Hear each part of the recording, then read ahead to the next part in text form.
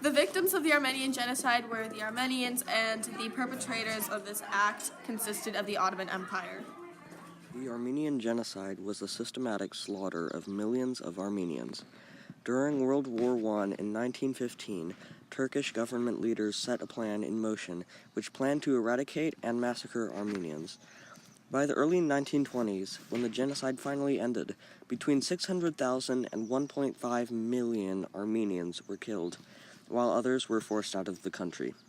Today, unlike Germany, the Turkish government refuses to acknowledge the size and effects of these events. After the Ottoman loss in the Battle of Sarıkamış in 1915, where the Ottomans tried to push back the Russians, the government needed something to blame the defeat on other than their poor military leadership.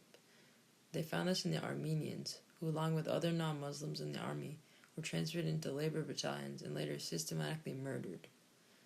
To this day, many countries, including the United States, Great Britain, and Israel, still do not consider the events of 1915 to 1916 as a genocide, as to not harm their political relationship with Turkey.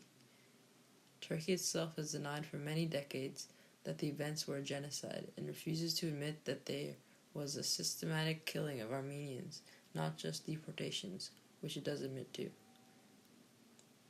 I think that by accepting that these events were a genocide and not trying to defend those who committed these terrible acts just because they represent what you came from is the best thing we can do. If we deny that this genocide happened, even if only for political reasons, then we cannot fully learn from the mistakes of those who perpetrated it. During the 15th century, Armenia was absorbed into the Ottoman Empire. Armenia was a predominantly Christian society, and the Ottoman Empire was predominantly Muslim. When Armenia was absorbed, they were allowed some religious autonomy. However, the Ottomans also subjected them to unjust and unequal treatment as they were viewed as infidels. Christians, the Armenians, had to pay higher taxes than the Muslims, and were also provided with few legal and political rights. Despite all this, the Armenian communities managed to thrive under the Ottoman government. Their success only caused the Turkish neighbors to resent them even more. This resentment was mixed with suspicions that the Armenians would prove to be more loyal to Christian governments, such as that of Russia, rather than to the Ottoman Caliphate.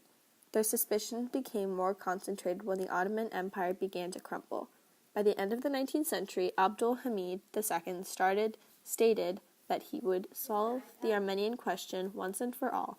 He stated that I will soon settle those Armenians. I will give them a box on the ear which will make them relinquish their revolutionary ambitions. This box on the ear took the form of the systematic mass murder of the Armenian community. The purpose of this was ridding people that could possibly attempt overthrowing the current government.